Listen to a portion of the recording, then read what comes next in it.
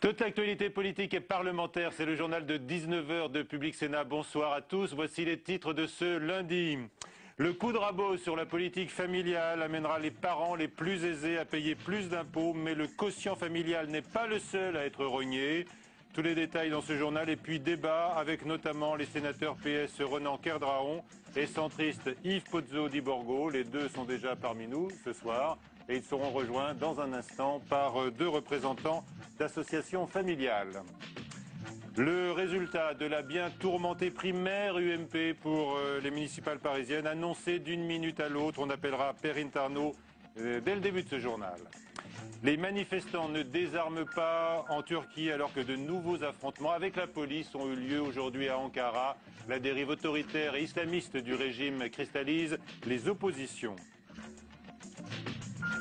L'UMP apprend la démocratie, a dit benoîtement Jean-François Copé hier. Le résultat de la primaire pour désigner l'adversaire d'Anne Hidalgo à Paris a connu des ratés dès l'ouverture du scrutin électronique. Le résultat est donc été attendu à 19 h et sur place, nous retrouvons Perrine Tarnot. Perrine, un résultat peut-être ? Non, pas encore, Michel, puisque le scrutin est clos à l'instant. Alors, tous les candidats à cette primaire UMP pour la mairie de Paris sont arrivés ici dans le 7e arrondissement de Paris. Ils se sont réunis à l'étage dans un bureau. Et donc, dans quelques instants, eh bien, ils vont tous utiliser la clé USB qu'on leur a remis au début du scrutin, eh bien, pour déceler l'urne électronique, puisque je vous rappelle, il s'agit uniquement d'un vote électronique par Internet. Donc, les candidats vont déceler l'urne électronique. Les résultats vont sans doute arriver d'ici 10 à 15 minutes, puisque comme il s'agit d'un vote électronique, eh bien la comptabilisation des votes va se faire très rapidement. Je vous informe dès qu'on a les premiers résultats, Michel. À tout à l'heure, donc, Perrine, pour connaître en direct le résultat de cette primaire UMP pour les municipales à Paris l'an prochain. Le sujet est explosif. Après la manif pour tous, le gouvernement ne voulait pas donner corps à un mouvement qui se serait appelé les allocs pour tous. Au final, donc, pas de modulation des allocations familiales en fonction des revenus. La lutte contre les 2 milliards de déficit passera par une baisse du quotient familial. En moyenne, un ménage sur 10 ou un peu plus devrait voir ses impôts augmenter de quelques 68 € par mois. Explication de Faustine Saint-Geniès. Il a tranché. Le Premier ministre ne touchera pas aux allocations familiales. Elles continueront d'être versées de façon égale à tous les enfants de toutes les familles. Mais en même temps, il faut trouver des solutions pour financer. Des solutions présentées ce matin avec une mesure phare, la baisse du quotient familial à partir de 2014. Ce quotient permet aux foyers de bénéficier d'allègements d'impôts pour compenser le coût que représente l'éducation des enfants. Plafonné à 2 000 € par demi-part, il sera ramené à 1 500 €, soit une hausse d'impôt d'environ 750 € par an et par famille. 1 300 000 ménages seront concernés. Moins de 12% des familles seront concernées. Cela veut dire que ce sont les familles les plus aisées qui vont faire un effort supplémentaire. Parmi les autres mesures annoncées, la suppression de la réduction d'impôt pour frais de scolarité dans le secondaire, la réduction de la prestation d'accueil du jeune enfant, la PAJE, ou encore la baisse de la prime de naissance. De 900 € environ pour le premier enfant, elle sera divisée par 2 à partir du deuxième. En contrepartie, le Premier ministre a annoncé la création de 275 000 nouvelles places d'accueil pour les moins de 3 ans. Objectif pour le gouvernement, trouver près de 2 milliards € d'économies dans la branche famille de la sécurité sociale d'ici 2017. Voilà, on a donc entendu le gouvernement. L'UMP Valérie Pécresse dénonce, elle, ce soir, une rupture scandaleuse du contrat de confiance avec les familles. Les réactions sont très nombreuses. Elles s'exprimeront tout à l'heure, donc, avec nos invités politiques et représentants d'associations familiales. Autre arbitrage sur la moralisation de la vie politique. En pleine affaire Cahuzac, François Hollande avait annoncé la transparence du patrimoine des parlementaires. Eh bien, ceux-ci échapperont en fait à la règle en vigueur pour les ministres. Pas de publication, pas de publicité, une simple possibilité de les consulter en préfecture. Le gouvernement renoncerait aussi à interdire certains métiers comme avocat aux parlementaires. Le sujet vient en discussion en commission demain à l'Assemblée nationale. Manuel Valls est arrivé en Corse tout à l'heure pour une visite de 2 jours. La sécurité et l'économie sont au programme des échanges qu'il aura sur l'île dans un contexte tendu. Nous parlons maintenant d'un médicament contre l'alcoolisme qui a des défenseurs de longue date et qui devrait obtenir une autorisation temporaire d'utilisation. Le baclofène va continuer à faire l'objet d'études, mais le livre d'un cardiologue devenu alcoolique l'avait popularisé il y a 5 ans, donc avec des résultats aujourd'hui pour ceux qui réclament ce médicament. Alexandra Collineau. Cet homme boit désormais des sodas, mais Olivier à Mécène a toujours une boîte de baclofène dans son sac. Certains le prennent pour un gourou, d'autres pour le nouveau Louis Pasteur. Depuis 10 ans, il consacre sa vie à vanter les effets miracles sur les alcooliques de ce médicament initialement utilisé comme décontractant musculaire. Si ça sauve des vies, c'est l'importance capitale, c'est le but quand on est médecin de sauver la vie des gens. Ça a sauvé la mienne, la première. Ce cardiologue, lui-même ancien alcoolique, a fait de lui son propre cobaye. Il a testé pendant quelques années différents dosages pour mettre en place un protocole. Il en fait alors un livre, s'ensuit un bouche à oreille entre malades. Et je me suis lancé en commandant du baclofène sur Internet, aux Indes, et je me suis automédicalisé. Les prescriptions pour soigner les alcooliques se font sous le manteau. Au fil du temps, quelques médecins et leurs patients deviennent lobbyistes. On nous a accusés d'être complètement irresponsables, de suivre un gourou et d'être nous-mêmes une secte.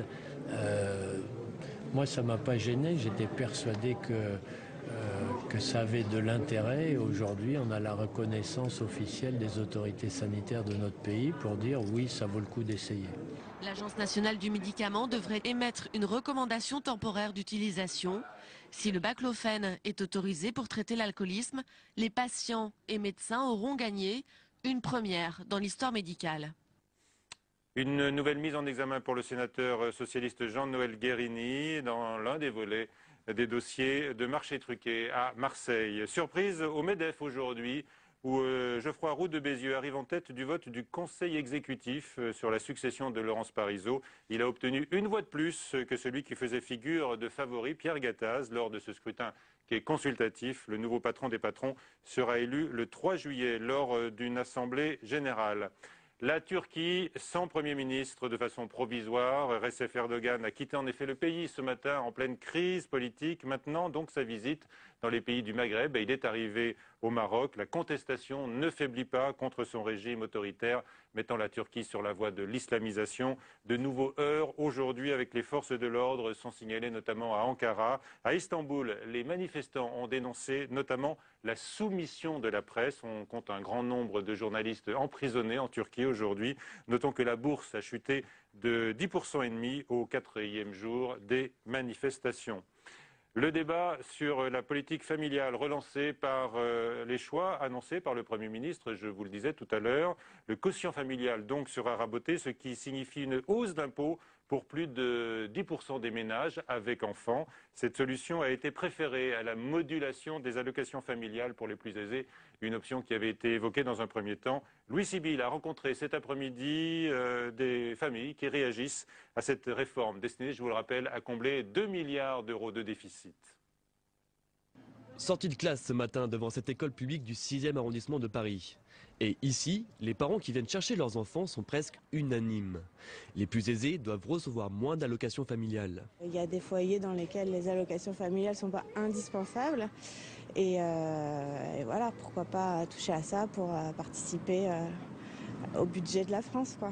Je ne suis pas tout à fait d'accord avec la politique du gouvernement actuel. Enfin, je ne suis pas du tout d'accord. Mais sur ce point-là, c'est pas quelque chose qui me choque énormément. Quand on voit la qualité des écoles ici, par rapport à d'autres États où il faut payer extrêmement cher, je trouve qu'on est encore avantagé, quoi. C'était une aide qu'on avait et voilà, moi j'ai 4 enfants et je pense que c'est bien de pouvoir avoir des subventions comme celle-ci. Apprendre à jouer de la flûte ou du saxophone a un coût. Et les métiers liés à l'éducation craignent que cette diminution d'avantages fiscaux ne soit une coupe dans le budget des parents pour leurs enfants. Ça privera donc les enfants aussi d'activités le mercredi ou après l'école, puisque c'est autofinancé par les parents, les activités extrascolaires. Un récent sondage montre que 68% des Français sont favorables à une réduction des allocations familiales pour les ménages gagnant plus de 5 000 € par mois. Voilà, nos invités, donc je vous en ai déjà présenté deux tout à l'heure. Ronan Cardaron, bonsoir. Bonsoir. Vous êtes sénateur socialiste des Côtes-d'Armor et membre de la mission d'évaluation et de contrôle de la sécurité sociale. Avec nous également Yves Pozzo-di-Borgo, sénateur centriste de Paris. Vous attendez peut-être également comme nous le résultat de la primaire UMP. Pour les municipales à Paris, on n'a pas encore de résultats. Non, je considère que c'est une bonne chose qu'on fait l'UMP, mais je verrai demain ou ce soir. Ah bah ce soir, je ne suis pas inquiet pour le résultat. Bon, Perrine Tarnaud est sur place. On devrait avoir, je pense, le résultat au cours de cette édition. Avec nous également Aminata Koné, bonsoir. Bonsoir. Vous êtes secrétaire général de la Confédération syndicale des familles. Monsieur Tepper sera avec nous dans quelques secondes également. Il est membre du Haut Conseil de la famille à qui le Premier ministre donc avait réservé ce matin son annonce. Est-ce que le fait de rogner le quotient familial, madame, passe mieux auprès de vous que de moduler les allocations familiales, comme ça avait été envisagé dans un premier temps? Oui, nous pensons que l'abaissement du quotient familial est une mesure de justice sociale, parce que l'avantage que offrait ce quotient familial auparavant était environ de 10 milliards d'euros, sans que cela ne profite aux familles les plus fragiles, les plus en difficulté économique. Est-ce que vous redoutez néanmoins, avec la baisse du quotient familial, donc qui a été présentée comme une niche fiscale par le gouvernement, eh bien, une baisse du pouvoir d'achat des familles? C'est quand même pas une niche fiscale. Je veux dire que c'était un avantage certainement pour les familles qui n'était pas juste, qui n'était pas équilibré, parce que les familles, l'avantage procurait plus de possibilités pour les familles qui ont des hauts revenus, donc sans procurer davantage pour les familles les plus pauvres. Mais ce n'est pas des niches fiscales, c'était convenu comme ça que voilà, on prenait en compte la situation des familles pour l'imposition sur les revenus. Monsieur Cardaron, est-ce que l'annonce du jour est en contradiction avec la volonté annoncée et affichée de François Hollande de ne pas augmenter les impôts sur les Français? Non, absolument pas. Je crois que François Hollande avait annoncé un certain nombre de décisions ou d'orientations pendant la campagne électorale. Il y a eu un temps de concertation avec un certain nombre d'associations, avec également le Haut Conseil de la famille. Un rapport a été rendu par M. Bertrand Fragonard, et à travers les différents scénarios qui étaient proposés au gouvernement, le gouvernement a fait le choix de baisser le quotient familial. Je rejoins un peu les propos de madame en disant effectivement que c'est sans doute là aussi une mesure à la fois cohérente de justice sociale et qui surtout n'est pas une mesure unique dans le plan annoncé, puisque c'est bien un ensemble cohérent et général qui a été mis en place et annoncé par le gouvernement, notamment à travers la création de places d'accueil pour les enfants. Dans les crèches, notamment. Voilà. Et puis un encouragement à la scolarisation des moins de 3 ans. Tout à fait. Monsieur Di-Borgo, quelle est votre réaction à ces annonces du jour? Moi, je ne comprends pas. C'est un système qui marche. Qui coûte cher, dit-on? Non, attendez. Il y a débat là aussi. C'est un système qui marche, qui fait que la France a une démographie très intéressante, qu'on n'a pas les problèmes qu'ont l'Italie, qu'ont l'Allemagne, qu'ont la Russie, même c'est pas en Europe. C'est un système qui marche. Alors la politique familiale, c'est un ensemble, c'est pas uniquement les quotients familiales, c'est tout un ensemble. C'est l'accompagnement des parents, c'est les places en crèche et tout cela. Ça marche. Le problème, c'est que ce système, qui coûte 58,8 milliards d'euros, 58,8 milliards d'euros, si vous voulez, plus le quotient familial, est basé, c'est le problème économique que l'on a, il est basé sur les charges sociales. Et qu'il fallait bien qu'un jour ou l'autre, on aborde ce problème. Et comme chaque fois, votre gouvernement socialiste, il va à la marche, il passe des petits problèmes, il prend un petit élément et il le touche. C'est pas ça le problème. Le problème fondamental, c'est de relancer l'économie pour avoir une politique familiale qui soit aussi efficace. Donc ça veut dire qu'il fallait faire un TVA social. Vous-même, on l'avait fait, vous l'avez supprimé. Mais je ne comprends pas l'illogisme du Parti socialiste. Je ne comprends pas l'illogisme de ce gouvernement. À la marge. Mais oui, mais c'est à la marge. Mais vous n'arrêtez pas en permanence, sur tous les dossiers. Vous commencez à aborder des choses et toujours à la marge. Là encore au Sénat. Vous caricaturez. Mais non, je ne caricature pas. Je ne caricature pas parce que, encore au Sénat, là, on vient de supprimer votre réforme des collectivités locales. On décide. Alors, il y a eu un vote important, vous voulez en dire un mot tout de suite. Il y a eu un vote important tout à l'heure sur la décentralisation et le rejet notamment de la métropole parisienne. Mais bien sûr, alors, parce c'est un que autre si sujet, hein, mais on fait une parenthèse. Oui, là. mais parce que c'est là le même problème de la politique de Gribouille de ce gouvernement. On a besoin de supprimer, on a trop, dans l'Île-de-France, de collectivités. Entre les mairies, les communautés urbaines, les départements, les régions, c'est impossible. Il fallait la supprimer. Que fait le gouvernement pour redonner du dynamisme à la région Île-de-France? Il supprime, il augmente, il crée une autre structure. Bon. Mais on marche sur la tête. D'accord. Allez, on revient aux allocations familiales. Qu'est-ce que vous auriez fait, vous, pour lutter contre ce déficit de 2 milliards d'euros? Le problème, attendez, le problème, c'est que les 2 milliards d'euros, d'abord, premièrement, les 2 milliards qui sont attribués au Fonds de solidarité vieillesse. Qu'avez-vous fait en 10 ans? Attendez, les 2 milliards qui sont attribués au Fonds de solidarité vieillesse, qui sont directement sur la politique familiale. Mais qui les a affectés? Eh bien, justement, ils ont été affectés. C'est une erreur qui a été faite, vous l'avez contesté. Ben voilà. Et bien voilà, mais bien sûr. Et on donc il voudrait faut, que les familles tout simplement, payent mais bien la sûr, dose. c'est là-dessus. C'est l'ancienne majorité qui est responsable de ce fonds de 2 milliards. Il y a une voiture cassée au Mais voilà, gouvernement, il essaie de voiture cassée. On vous a quand même laissé une politique familiale qui est quand même extraordinaire, qui permet d'avoir en France une démographie extraordinaire. Mais attendez, et vous réveillez toujours par la bande, le petit truc, chaque fois, c'est le titre des débats. Monsieur Tepper est avec nous, donc membre du Haut Conseil de la famille, je le disais tout à l'heure, représentant donc de l'Union des familles laïques. Alors, même question que Madame Connet il y a un instant. Est-ce que pour vous, rogner le quotient familial, c'est mieux que de moduler les allocations familiales en fonction du niveau d'aisance des familles? Il n'y a pas pire que de rogner sur des prestations universelles. Voilà. C'est-à-dire qu'une chose est sûre, c'est que dans notre pays, chaque fois qu'il y a eu extension des prestations universelles, il y a eu diminution des inégalités sociales. Chaque fois que l'on a simplement aidé les plus pauvres, il y a eu augmentation des inégalités sociales et augmentation de la pauvreté. C'est exactement l'inverse de ce que dit le gouvernement aujourd'hui. Mais il veut lutter contre les inégalités. Le gouvernement ne dit pas que des choses justes de ce point de vue-là. Voilà. Donc, la raison aujourd'hui, donc nous sommes contents effectivement qu'on n'ait pas touché à cette prestation universelle, tout simplement parce que si on y avait touché, ensuite c'était le remboursement assurance maladie qui passait à la moulinette derrière. Tout était prévu, les ordinateurs du ministère étaient prêts, etc. Alors, la question du quotient familial. Sur ce plan-là, il y a une chose qui est sûre, c'est que le quotient familial, c'est la fameuse courbe en U. Le quotient familial est favorable aux couches les plus aisées, c'est-à-dire aux 2 premiers déciles, et que donc, si vous voulez, c'est un avantage fiscal très important. Bon. Et que donc diminuer le plafond, c'est-à-dire faire payer plus les couches aisées, c'est justice.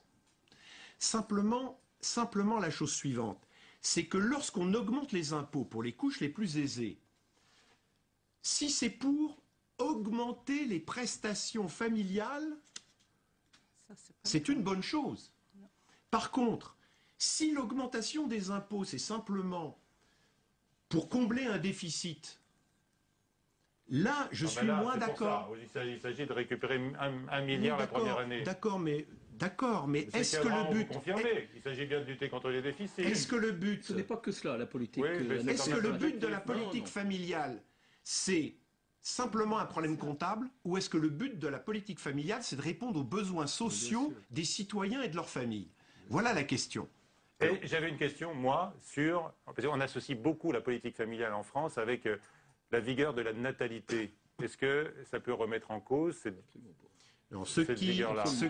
Oui, non, il y a débat. Je pense qu'il y a débat. Monsieur et madame. Oui, alors, oui ou non? Non, ce qui se passe, c'est que l'indice conjoncturel de fécondité, qui est supérieur à 2 enfants par femme, est principalement dû au fait qu'il y a plus d'accueil des jeunes enfants qu'en Allemagne. Parce qu'en Allemagne, les allocations familiales sont près de 2 à 3 fois plus élevées qu'en France. Pas d'impact sur la natalité pour vous? C'est un ensemble. Oui, madame, qu'est-ce que vous en pensez? On ne peut pas avoir une affirmation comme ça qu'il n'y a pas d'impact. C'est un ensemble. La politique familiale, c'est la politique, les équipements collectifs, c'est l'aide directe monétaire aux familles. Et c'est un ensemble, la conciliation vie familiale, vie professionnelle. Aujourd'hui, ce qui peut poser problème, c'est que ça, on n'en a pas parlé aujourd'hui parce que le gouvernement ne l'a pas dit, par rapport à la dotation d'action sociale des caisses d'allocation familiale. Ça, moi, je pense quand même qu'il y a des risques. Ce fonds est dans le collimateur du gouvernement, on n'a pas dit. Voilà, l'augmentation, la convention d'objectifs et de gestion est en cours de discussion. Nous, on attend de voir parce que je pense que si le gouvernement essaye de mettre des charges supplémentaires sur ce fonds de dotation, ces fonds propres des caisses d'allocation familiale, ce qui risque de passer à la trappe, c'est l'aide familiale, les aides à domicile pour les familles. Vous vous êtes exprimé il y a un instant sur les fameux 2 milliards de déficit de la branche famille. En fait, vous contestez même ce déficit. Moi, je le conteste fondamentalement parce que c'est l'État qui a pris l'argent, qui a piqué, je dirais ça, voler cet argent à la caisse, à la branche famille, pour en faire quoi, donc? Pour aller financer la retraite. Qui l'a fait? Voilà. Alors c'est pas aux familles. Qui l'a fait? Voilà. Répondez. Oui, c'est ça le problème.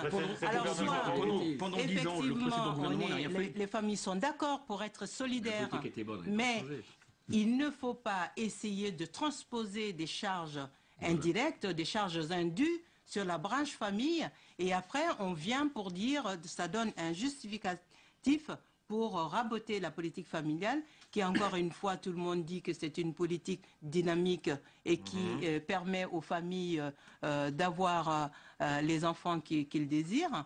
C'est pas simplement une aide financière aux familles, c'est aussi l'équipement collectif, les équipements qui sont mis en place à disposition. Mais alors quand le gouvernement et le Premier ministre disent qu'ils font œuvre de justice, j'aimerais vous entendre vous également, car ils disent qu'ils répartissent différemment finalement cette aide familiale en pénalisant, c'est vrai, les ménages aisés, et ça commence donc à 5 370 € oui, mais l'argent n'est avec pas un affecté. enfant.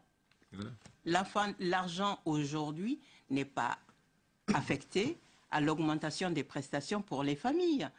La seule prestation ou les deux prestations qui sont estampillées lutte contre la pauvreté, le complément familial et l'allocation de soutien familial, l'augmentation prévue pour ces allocations, plus 25% à l'horizon de 2018.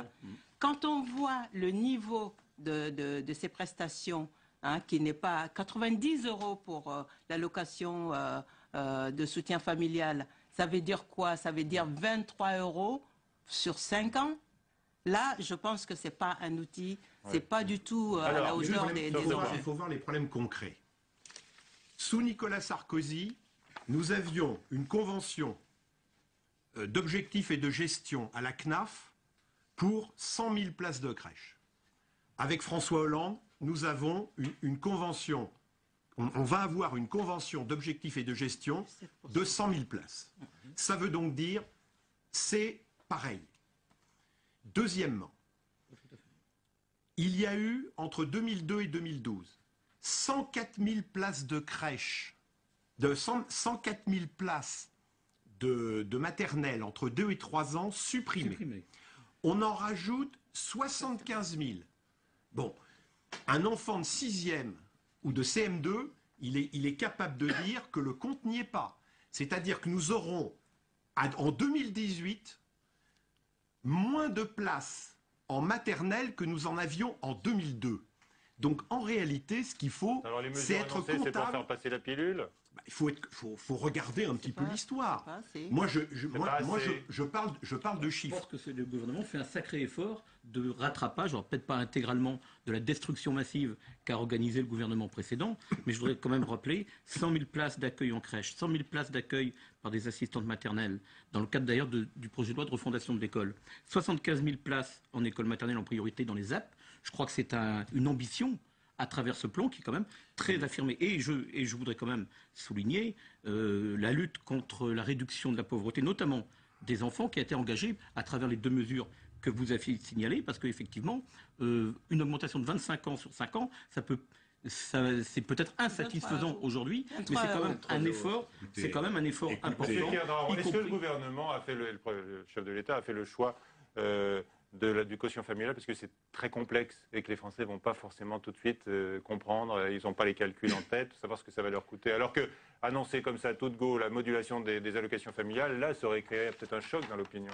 Le président de la République et le Premier ministre ont écouté ce que notamment le Haut Conseil de la famille a dit. C'est-à-dire qu'effectivement, une majorité des membres du Haut Conseil avait exprimé une préférence pour une mesure de justice sociale plutôt qu'une modulation. La solution la moins pire, effectivement, selon les allocations des associations qu'on a écoutées notamment sur ce plateau. Je vous propose de rejoindre Perrine Tarnaud qui nous attend toujours pour nous annoncer peut-être les résultats de la primaire UMP qui est organisée, vous le savez, sur 4 jours ce week-end à Paris pour désigner le candidat qui affrontera la socialiste Anne Hidalgo dans la capitale. Perrine, est-ce que vous avez le résultat de ce vote électronique? Est-ce que la clé a été tournée?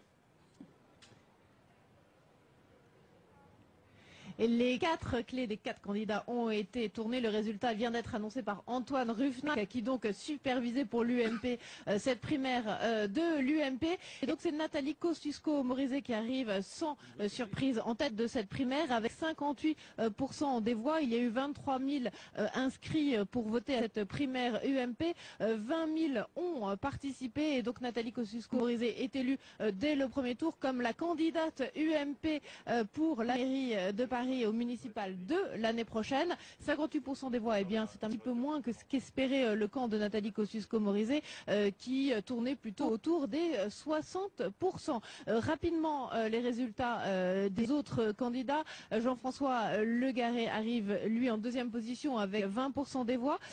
Puis Pierre-Yves Bournazel, le challenger assez présent de Nathalie Kosciusko-Morizet, 10% des voix. Et enfin, Monsieur Manguin, 10% des voix également. Donc on peut dire un certain échec pour Pierre-Yves Bournazel qui espérait se faire un nom lors de cette primaire. Nathalie Kosciusko-Morizet élue donc dès le premier tour, Michel. Merci beaucoup Perrine pour toutes ces informations. Alors votre réaction, nous avons un parlementaire de la capitale, centriste quand même. Enfin, oui, je suis de mon pas ne faites pas la différence, Yves Potoni-Borgo. Non, je trouve que c'est une très belle chose. C'est la même chose d'ailleurs que lorsqu'il a fait... Mais non, pas du tout, ne vous moquez pas. C'est très bien. quand même des choses bonnes mais pas du tout. Mais oui, parce que j'ai trouvé que vos primaires socialistes... Avec beaucoup de difficultés, les organiser. Pas du tout, c'est pas vrai. Les primaires socialistes avaient été une belle chose. Les primaires de Paris, je considère que c'est également une bonne chose. Je vous signale d'ailleurs... candidate désespérément. Je ne vous ai pas interrompu. Je vous signale d'ailleurs que les 20 000 participants, c'est exactement ce qui s'est passé à Londres, dans le Grand Londres, quand il va choisir entre Boris Johnson et son challenger.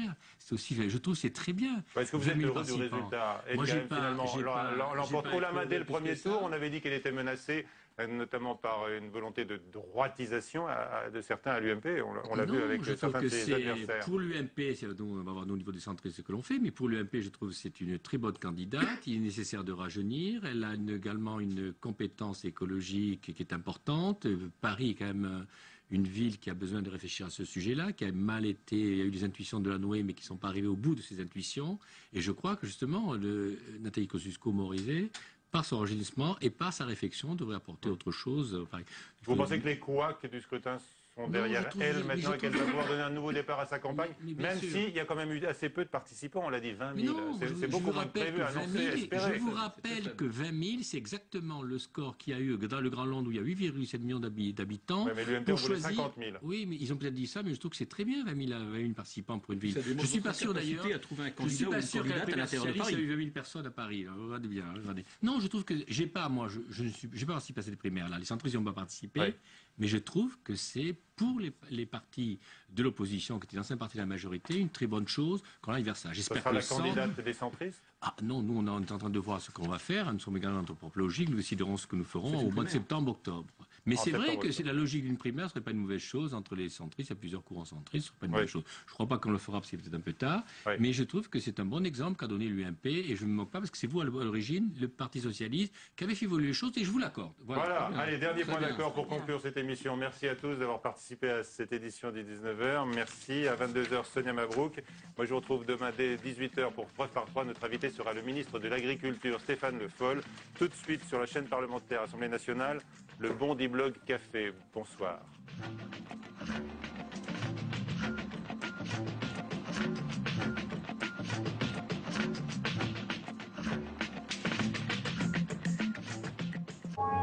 Ça ne se voit pas de prime abord.